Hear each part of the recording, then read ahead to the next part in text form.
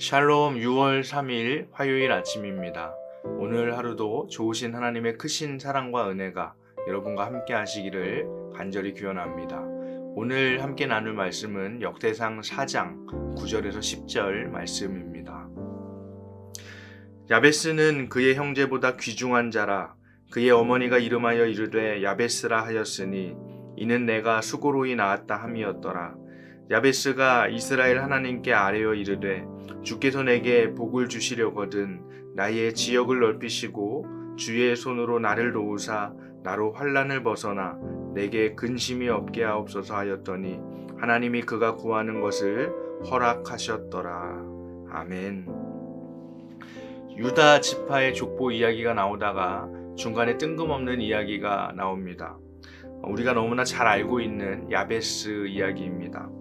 자세히 살펴보면 야베스라는 이름이 족보에 포함되어 있는 것도 아닙니다. 도대체 갑자기 야베스의 이야기를 뜬금없이 이 족보 이야기 중간에 위치시켰을까 하는 의문점이 듭니다. 야베스라는 이름은 역대기에서 2번 나옵니다. 한 번은 역대상 2장 55절에서 서기관 종족의 고향으로 유다 근처 도시 이름으로 언급되고 있습니다. 그리고 오늘 본문에서 아마도 유다 족속 중 한 사람으로 야베스라는 이름이 언급됩니다. 9절 말씀에 보면 이 야베스라는 인물은 그의 형제들보다 귀중한 자라고 평가하고 있습니다. 무엇이 그를 그의 형제들보다 귀중한 사람이라는 평가를 받게 했을까요? 오늘날도 마찬가지이지만 고대 세계에서는 이름이 개인의 인격과 또 어떤 경우에는 개인의 운명을 결정한다고 믿었습니다. 그런데 그런 사회적인 문화적인 배경에서 야베스라는 이름은 결코 좋은 이름이 아니었습니다. 야베스라는 이름은 그의 어머니가 야베스가 태어날 때 겪은 고통에서 히브리어 단어인 베오브에서 유래한 말장난 같은 이름이었습니다. 이름대로라면 야베스는 절망적인 인생을 살 수밖에 없는 운명이었습니다. 그러나 야베스는 자신의 운명을 거부했습니다. 그는 선하신 하나님을 믿었고 자신의 운명을 바꿔달라고 기도했습니다. 10절 말씀에 보면 그는 이렇게 기도했습니다. 야베스가 이스라엘 하나님께 아뢰어 이르되 주께서 내게 복을 주시려거든 나의 지역을 넓히시고 주의 손으로 나를 도우사 나로 환난을 벗어나 내게 근심이 없게 하옵소서 하였더니 하나님이 그가 구하는 것을 허락하셨더라. 야베스는 자신의 이름과 관련된 모든 저주를 축복으로 바꾸어 줄 것을 하나님께 구했습니다. 절망적인 상황을 희망으로 변화시켜 주시기를 구했습니다.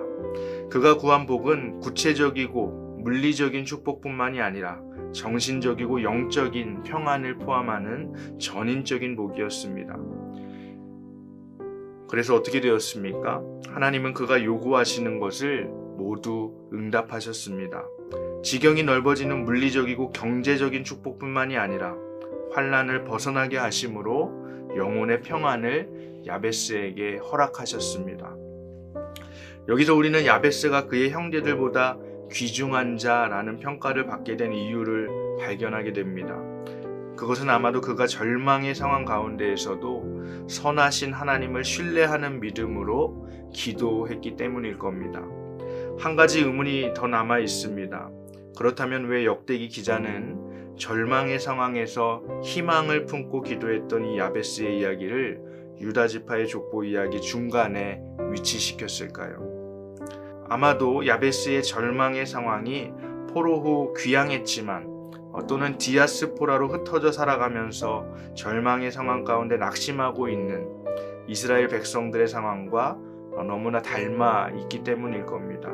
그래서 절망을 희망으로 바꾼 야베스처럼 당신들도 포기하지 말라고 선하신 하나님을 신뢰함으로 지금 이 절망의 상황에 멈춰 있지 말고 희망으로 나아가라고 말하고 싶었던 것이죠. 사실 족보 이야기 자체가 절망의 상황 가운데 있는 이스라엘 백성들을 향한 위로이고 희망의 전주곡이라고 말할 수 있습니다. 하나님은 아브라함과 다윗과 하셨던 언약을 잊지 않으셨습니다. 아브라함의 후손은 다윗의 후손으로 이어지고 그리고 포로기에도 이 이름들은 끊어지지 않았습니다. 이를 통해 아브라함과 다윗과 하셨던 하나님의 약속은 여전히 유효함을 역대기는 우리에게 보여줍니다. 하나님은 언약에 신실하신 하나님이신 것이죠. 뿐만 아니라 오늘 큐티 본문은 우리가 모두 읽지 않았지만 3장 후반부에 다윗의 유배 후의 후손들이 나오는데 특별히 수룹 바벨의 자녀들의 이름은 절망 가운데 처한 이스라엘 백성을 향한 희망을 전하고자 하는 역대기 기자의 의도를 우리에게 너무나 잘 보여주고 있습니다. 그 이름들을 살펴보면 무술람의 이름의 뜻은 마치다, 평안하다는 의미이고 하나냐는 야훼는 자비로우시다는 의미입니다. 슬로밋은 평화이고 하사다는 야훼는 사랑이시다라는 의미입니다. 그리고 마지막 유삽 헤세드는 언약의 사랑이 돌아왔다는 의미입니다. 사랑하는 여러분, 하나님은 오늘 역대기서의 족보 이야기와 그리고 야베스의 이야기를 통해서 우리에게 말씀하십니다. 하나님은 절망의 상황을 언제든지 희망으로 역전시키시는 분이시라고, 신실하신 하나님을 기억하며 포기하지 말라고 우리에게 말씀하십니다. 바라기는 오늘 하루 고린도후서 1장 20절의 말씀처럼 그리스도 안에서 하나님의 모든 약속이 예가 됨을 믿으며 절망이 아니라 희망을 노래하는 오늘 우리들의 삶이 되기를 주님의 이름으로 간절히 축복합니다. 이 시간 함께 주기도문으로 기도하겠습니다. 하늘에 계신 우리 아버지여, 이름이 거룩히 여김을 받으시오며 나라가 임하시오며 뜻이 하늘에서 이루어진 것 같이 땅에서도 이루어지이다.